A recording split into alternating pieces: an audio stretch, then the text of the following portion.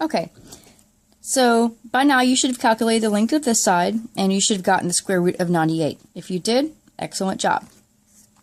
Now we are ready to go ahead and calculate this angle alpha. You have to remember a little bit of trigonometry. So kind of think back in your hat way back when. You can only use SOHCAHTOA, which is sine is opposite over hypotenuse, cosine is adjacent over hypotenuse, and tangent is opposite over adjacent if you have a right triangle. We do not have a right triangle. So we're going to have to use either cosine rule or sine rule. Hopefully you have learned one of those two. Trying to see what we have here. If you recall, the sine rule is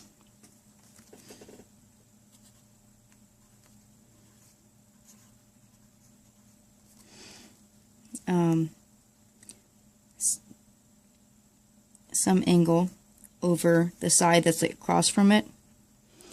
We can call this angle A or something. Sorry for the messiness. Over sine of the side across from that side equals some angle B over the sine of the side across from it. So we're trying to find alpha, so we need to use this one. The side across from it is this one right here. Okay, so we're going to set that up. We're just going to call alpha A. So we're going to write it as alpha. Alpha over, it's going to be over the square root of 98 is equal to, and we have to have another angle and a side. Oh, we don't have another angle, so that's a problem. So we have to use cosine rule.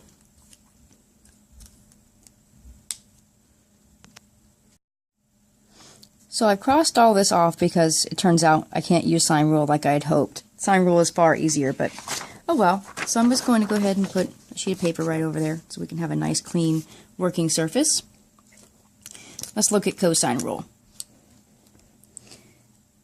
And we're trying to find angle, so we want to use the one that deals with an angle.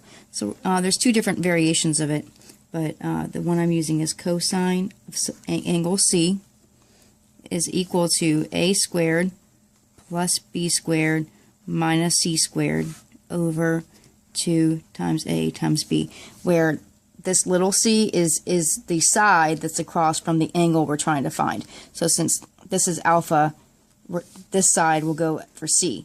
And then a and b, it doesn't matter. Addition is commutative, so a and b are going to be the other two sides. So we can go ahead and write this as cosine -1 of a squared, so I'm going to use the other two sides. So the square root of 58 squared plus b is 10 minus this c, goes with that angle, it's this side, over 2 times a was square root of 58 and b was 10. Now really just type all this into your calculator. You don't need to try to simplify that by hand or anything. I'll get out my calculator. Make sure you use your fraction button. Clear all that out.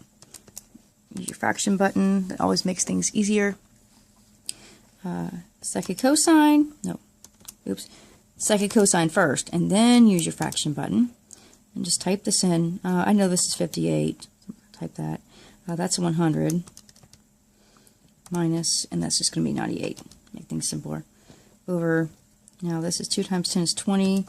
20 times the square root of 58. Delete that. Close parentheses and press enter. So this angle, so angle C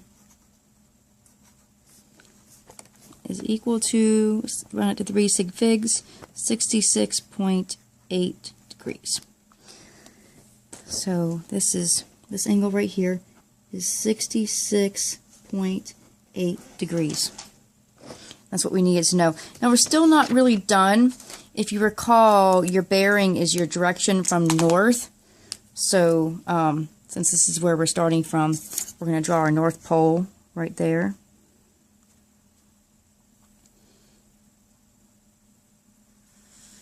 I'll draw that in.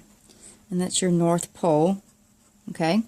If you recall, bearing starts at the North Pole and it wraps around all the way around like this. So your bearing would be, I kind of went a little bit over, but your bearing would be all of this right here. So it would be from here to here is 270, and then we would add this little angle on. So your bearing, this is going to be your course. You're going to travel at 270 plus 66.8, which is equal to 336, and you can see it's almost 360 degrees.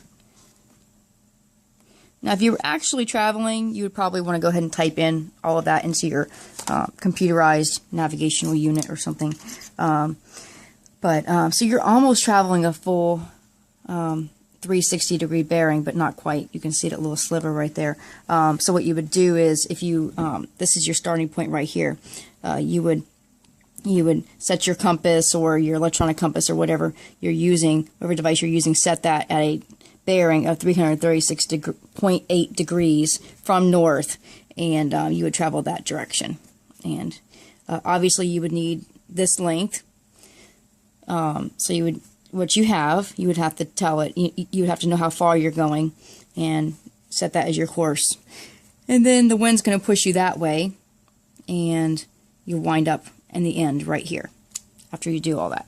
So anyway, that should do for the final part of your project. Some of you may need help calculating this. Others of you definitely will not. If you need help with any of this, please come see me. Let me know. Don't wait till the last minute, and I hope everyone gets an A+. See you in class.